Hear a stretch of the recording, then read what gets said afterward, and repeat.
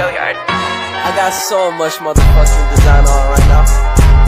Break it down, bring it back, make it clap. I got 3 old thoughts, new guap, wear that thing. Bitches on my line, and you know.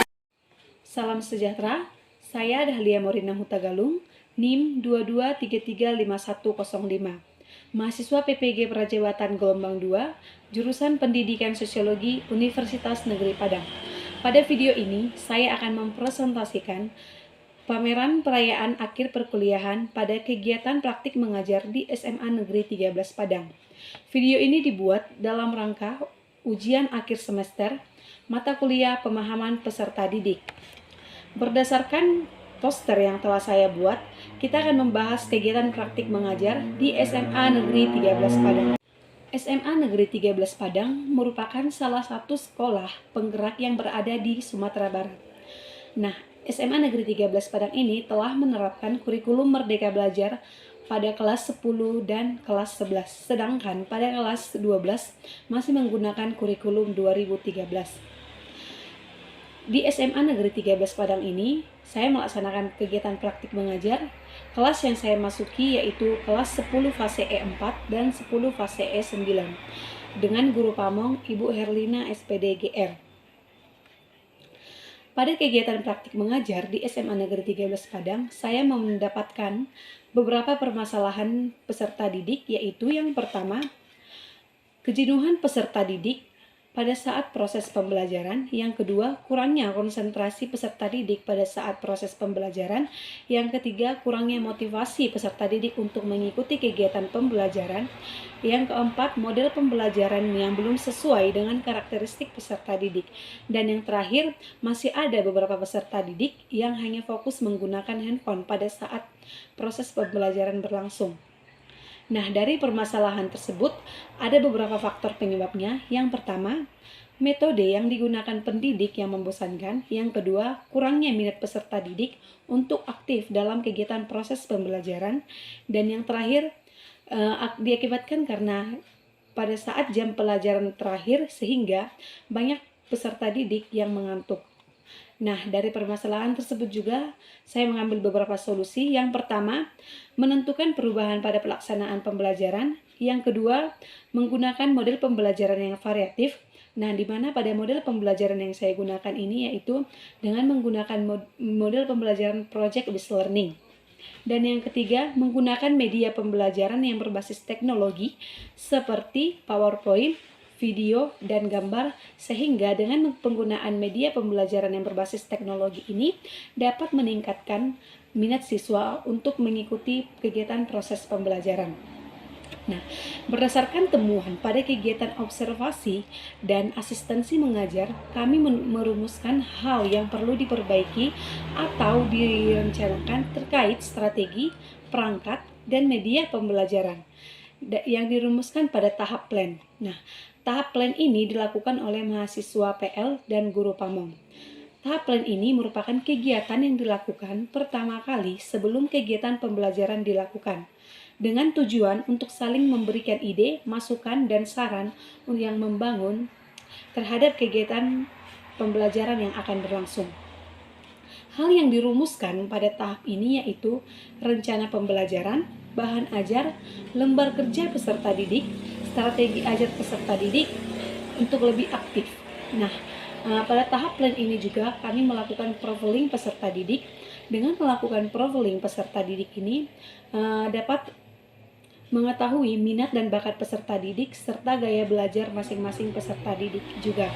Nah, selain itu juga kami merancang metode pembelajaran, merancang modul ajar yang akan dilaksanakan untuk kegiatan proses belajar agar pembelajaran sesuai dengan apa yang direncanakan pada tahap plan ini.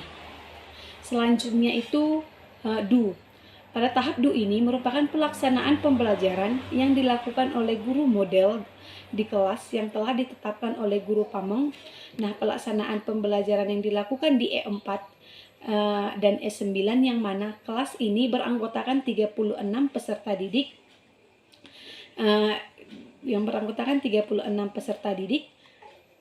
pada siklus 1, saya melaksanakan pembelajaran dengan membahas materi sosialisasi. Pada materi sosialisasi ini, saya menggunakan perangkat yang menggunakan PowerPoint, video pembelajaran, lembar kerja peserta didik, dan bahan ajar. Pada tahap siklus 2, dengan materi penyimpangan sosial, saya juga menggunakan media pembelajaran yang sama dengan menayangkan video pembelajaran.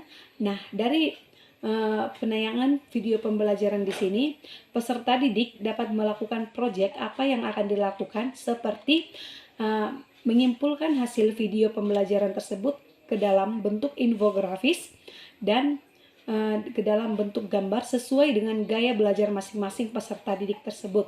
Nah, dari proyek itu juga dapat meningkatkan kemampuan dan keaktifan peserta didik untuk mengikuti pembelajaran. Pada siklus 3, dengan materi yang sama, yaitu penyimpangan sosial, saya melakukan pengerjaan untuk peserta didik, yaitu LKPD, untuk melaksanakan tugas dengan membuat video dokumenter.